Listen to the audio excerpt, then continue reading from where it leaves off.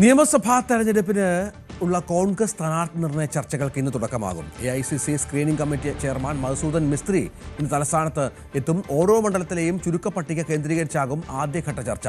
വയനാട്ടിലെ ലക്ഷ്യ ക്യാമ്പിൽ നിന്ന് വലിയ ആവേശം ഉൾക്കൊണ്ടാണ് സ്ഥാനാർത്ഥി നിർണയ ചർച്ചകളിലേക്ക് കോൺഗ്രസ് കടക്കുന്നത്. MG മിഥുൻ വിവരങ്ങൾ പങ്കുവെക്കുകയാണ്. മിഥുന്, കോൺഗ്രസിനെ സംബന്ധിച്ചിടത്തോളം നമുക്കറിയാം, ഏറെ നിർണായകമായ ഒരു തെരഞ്ഞെടുപ്പ്.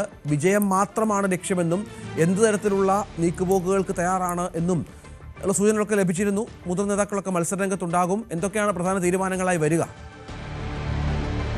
രജിത്ത്, നേരത്തെ മുൻകൂട്ടി നിശ്ചയിച്ച പ്രകാരം നേരത്തെ തന്നെ സ്ഥാനാർത്ഥി പ്രഖ്യാപനമടക്കം നടത്തിക്കൊണ്ട് മുന്നോട്ട് പോകാൻ, ഈ ഒരു തെരഞ്ഞെടുപ്പിനെ നേരിടാൻ തന്നെയാണ് കോൺഗ്രസിന്റെ തീരുമാനം. അതുതന്നെയാണ് ലക്ഷ്യ 2026 എന്ന വയനാട്ടിലെ ക്യാമ്പിൽ ഏറ്റവും പ്രധാനമായും മുന്നോട്ട് വന്ന പ്രധാനപ്പെട്ട കാര്യം. അത് ലക്ഷ്യം വെച്ചുകൊണ്ട് തന്നെ ടീം കനകൂലു ഒരു ചുരുക്ക പട്ടിക ഇതിനോടകം തന്നെ ഓരോ മണ്ഡലം കേന്ദ്രീകരിച്ച് തയ്യാറാക്കിയിട്ടുണ്ട്. അതായത് 3 മുതൽ 5 പേരുടെ പട്ടികയാണ് ഓരോ മണ്ഡലത്തിലും തയ്യാറാക്കിയിരിക്കുന്നത്. അതിൽ നിന്ന് 2 പേരിലേക്ക് ചുരുക്കുക എന്നുള്ളതാണ് ഏറ്റവും പ്രധാനപ്പെട്ട കാര്യം.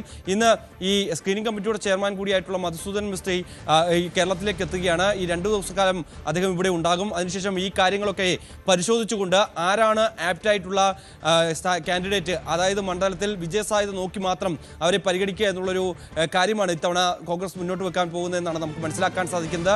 മുൻകാലങ്ങളിലുമൊക്കെ ഈ ഗ്രൂപ്പ് സമവാക്യങ്ങളൊക്കെ പാലിച്ചുകൊണ്ടായിരിക്കും സ്ഥാനാർത്ഥി പ്രഖ്യാപനങ്ങളും അല്ലെങ്കിൽ സ്ഥാനാർത്ഥി നിശ്ചയിച്ചുമൊക്കെ മുന്നോട്ട് പോയിരുന്നതെങ്കിൽ ഇത്തവണ അങ്ങനെ ഒരു സാഹചര്യം കോൺഗ്രസ് നേതൃത്വത്തിൽ ഇല്ല എന്നുള്ളത് തന്നെയാണ്. അതായത് ഒരു തരത്തിലുമുള്ള ഗ്രൂപ്പിന്റെ ഇടപെടൽ ഉണ്ടാകില്ല, അല്ലെങ്കിൽ ഇന്നയാൾ പറയുന്നതനുസരിച്ച് ഇന്നയാളെ ഇന്നടുത്ത് സ്ഥാനാർത്ഥിയാക്കണം എന്നുള്ള മുൻകാലങ്ങളിലെ ആ ഒരു കാര്യം, അല്ലെങ്കിൽ ആ ഒരു കീഴ്വഴക്കം, അത് ഇത്തവണ മാറ്റിമറിച്ചുകൊണ്ട് തന്നെ ജയസാധ്യതയുള്ള ആ വ്യക്തി ആരാണോ, ആ മണ്ഡലത്തിൽ കൃത്യമായി അവിടെ വിജയക്കൂടി പറിക്കാൻ സാധിക്കുന്ന സ്ഥാനാർത്ഥിയായി വരാൻ സാധ്യതയുള്ള വ്യക്തി ആരാണോ അയാളെ കണ്ടെത്തി അയാളിലേക്ക് സ്ഥാനാർത്ഥിത്വം ഏൽപ്പിക്കുക എന്നുള്ള കൃത്യമായ നടപടിയായിരിക്കും ഇത്തവണ സ്വീകരിക്കാൻ പോകുന്നത് എന്നുള്ളതാണ്. ആദ്യഘട്ട രീതിയിൽ ഒരു പ്രാഥമിക ചുരുക്ക പട്ടിക തയ്യാറാക്കിയിട്ടുണ്ട്. അതിൽ ഓരോ മണ്ഡലത്തിലും 3 മുതൽ 5 വരെ സ്ഥാനാർത്ഥികളാണ്, അതായത് അംഗങ്ങളാണ് ഉൾപ്പെട്ടിട്ടുള്ളത്. ഇതിൽ നിന്ന് 2ലേക്ക് ചുരുക്കും. അതിനുശേഷം അന്തിമ പട്ടിക പുറത്തു വരുമ്പോൾ ഒരാളിലേക്ക് ചുരുങ്ങുക എന്നുള്ളതാണ് കോൺഗ്രസിന്റെ സ്ഥാനാർത്ഥി നിർണയ ചർച്ചകൾക്ക് തുടക്കം. കൂടുതൽ വാർത്തകൾക്ക് News 18 Keralam YouTube channel subscribe ചെയ്യുക.